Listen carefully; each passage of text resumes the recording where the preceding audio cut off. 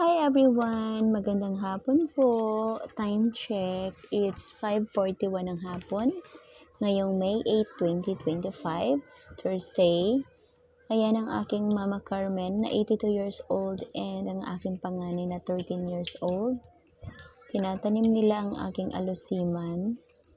Pero bago itanim ni Mama, nagdamo muna siya.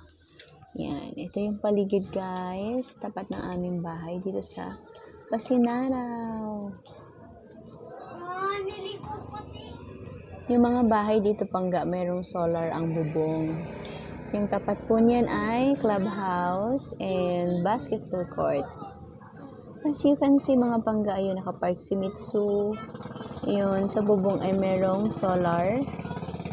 And nandyan lang yung chapel. That way is papuntang gate 1. And on this way, papuntang gate 2. And of course, nandito lang ako nakaupo. Padungaw-dungaw sa bintana. Ayan. Tapos ang aking Felix ay tulog. And yung aking kuya CJ Boy ay nagla-laptop. And yung aking jowa ay nagla-laptop din.